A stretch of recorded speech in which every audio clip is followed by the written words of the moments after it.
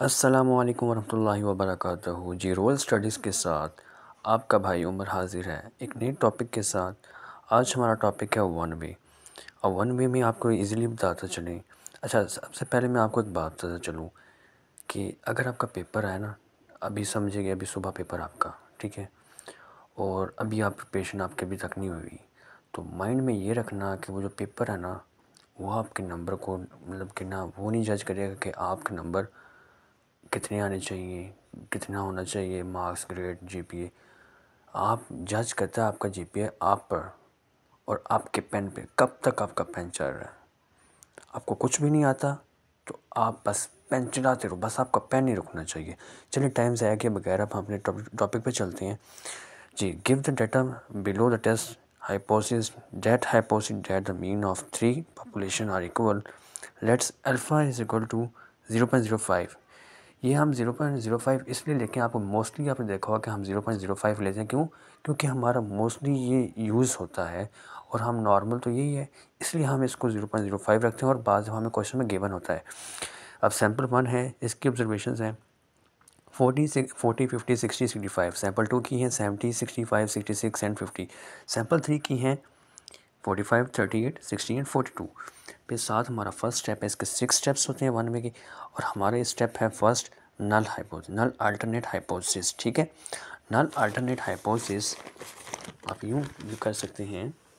नल alternate hypothesis first हम लिखेंगे H not हमारे पास μ1 इज इक्वल टू μ2 एंड μ3। फिर हम लिखते हैं all the three means are equal.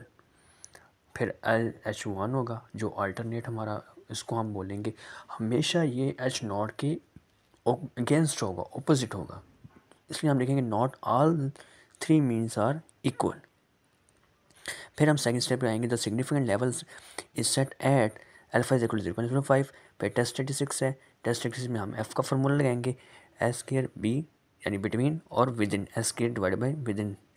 फिर हम V1 हमारे को जिक्र होगा K-1, V2 हमारे पास होगा N-K if H0 is true. अगर हमारे पास H0 ट्रू हुआ फिर हम कैलकुलेशन करेंगे। इसी तरह हम फर्स्ट ऑब्जर्वेशन है जैसे 40 है, उसका 6 लिया 1600, 50 का 2500, फिर 60 का 3600 और फिर 65 का 4225, और इसने 70 का स्केयर लिया 4900, फिर इसी 65 का 4225 और 60 का 4356। एज इट इज़ हमारी ऑल ऑब्जर्वेशंस का स्केयर आएगा। ठीक है, फिर हमने रो वाइज इनका टोटल करना है। ठीक है, हमारे पास 155 आ रहा है, 160, 186 और 157। इसी तरह फिर इन्हीं का स्केयर लेना है। फिर इनका स्केयर हम यहाँ पे जो टोटल किया हुआ है, जो हमारे पास जो ऑल ऑब्जर्वेशन मौजूद हैं 1600, फिर रो वाइज देखें 4225 है, फिर रो वाइज 2025, इसका टोटल आ गया हमारे पास 8525। ठीक, अब ये देखें साथ ही हम इसके पास आते हैं टोटल, हमारे पास जो टोटल आ रहा है अब टी डॉट जी, हमारे पास जो टी डॉट जी आ रहा है जो ये हमारा 215 है, फिर टी स्केयर डॉट जे जो है वो 4625। As it is all to all हमारे पास ये टोटल आ रहा है। ठीक है, अब हमने करेक्शन फैक्टर फाइंड करा है। करेक्शन फैक्टर का फार्मूला है टी डॉट डॉट स्केयर। अब टी डॉट डॉट स्केयर कौन सा है? टी डॉट डॉट स्केयर ये हमारे पास मौजूद है, टी डॉट डॉट स्केयर। ठीक है, अब टी डॉट डॉट स्केयर को आप जज कर सकते हो, ये हमारे पास ये है 651। ठीक है, अब 651 हमारे पास कितनी ऑब्जर्वेशन थी 12, तो उसका स्केयर हमने लिया और ऑब्जर्वेशंस का, और हमारे पास आंसर आ गया हमारा 35316.75। फिर हमारे पास टोटल सम ऑफ स्केयर निकालना है। फिर एज इट इज़ का फार्मूला हमारे पास मौजूद है। ठीक है, ये summation X, summation I and summation dot J. अच्छा, फिर हमने ये फाइंड करना कर लिया, हमारे पास टोटल सम ऑफ स्केयर है। ठीक है, इसका formula summation I summation J X dot I J. ठीक है, ये हमारे पास आ गया 36739, जो कि ये मौजूद है हमारे पास। ठीक है, दोनों साइड से, इस साइड से करेंगे तब इक्वल आएगा, इस साइड से करेंगे तब इक्वल आएगा। ठीक है, फिर माइनस करेक्शन फैक्टर करेंगे। ठीक है, फिर हमारे पास ये आंसर आ जाएगा। फिर हम जब फाइंड करेंगे बिटवीन सम ऑफ स्केयर, जिसे बी एस एस बोलते हैं, फिर ये इसका आंसर भी 36739 वही टोटल है। माइनस करेंगे हम जो हमारे पास करेक्शन फैक्टर हमने निकाला होगा, उसको माइनस करेंगे, हमारे पास 1422.5 आ जाएगा। फिर आगे हमारे पास आ जाएगा बिटवीन सम ऑफ स्केयर, ठीक है। समेशन टी डॉट जी हमने पीछे फाइंड किया हुआ है। आर जो हमारे पास 4 रो हैं, ठीक है, उनसे डिवाइड करेंगे माइनस करेक्शन फैक्टर की वैल्यू, ठीक है। फिर हमारे पास टोटल आ रहा है, ठीक है। उसके बाद ये बिटवीन सम ऑफ स्केयर है, इस इक्वल करेंगे बिटवीन विद इन स्केयर जो है ना हमारे पास बहुत आसान है। विद इन स्केयर हम इजीली सॉल्व कर सके हैं कि भाई total sum of square minus between sum of square. अब इन दोनों की वैल्यू हमने फाइंड किया पीछे, तो माइनस करेंगे, ठीक है। हमारे पास आंसर आ जाएगा विद इन का, विद इन आ गया। ये बहुत आसान है, बहुत आसान है। फिर एनालिसिस ऑफ वेरिएंस टेबल, अब ये सोर्स ऑफ वेरिएशन हम इसको SOV भी लिखते हैं। ये बिटवीन सम ऑफ स्केयर है, हम इसको BSS भी लिखते हैं। फिर ये within sum of sample है, इसको हम WSS भी लिखते हैं। फिर ये टोटल वेरिएशन है, ठीक है। अब DF जो है ये D.F डिग्री ऑफ फ्रीडम है, ठीक है। हम बिटवीन के लिए जब निकालते हैं तो K-1 के जो हमारे पास होते हैं ना, जो हमने फाइन निकालनी होती है, मतलब इसको आप नंबर ऑफ फेवरेबल भी बोल सकते हो। तो ये हमारे पास 3 थी, ठीक है। हमारे पास 3 से ट्रीटमेंट्स वगैरह, तो ये 3 - 1 किया तो 2 आ गया। फिर विदन है तो n - k किया। हमारे पास नंबर ऑफ ऑब्जर्वेशन पीछे 12 थी, ठीक है। अब 12 में से हमने k ये फेवरेट थी, जो फेवर निकाली, तो 3 निकाला 9 आ गया, ठीक है। अब टोटल क्या है हमारे पास, टोटल हमारे पास पीछे रह गई थी 12। 12 में से हमने 1 निकाला, n - 1 किया तो 11 आ गई।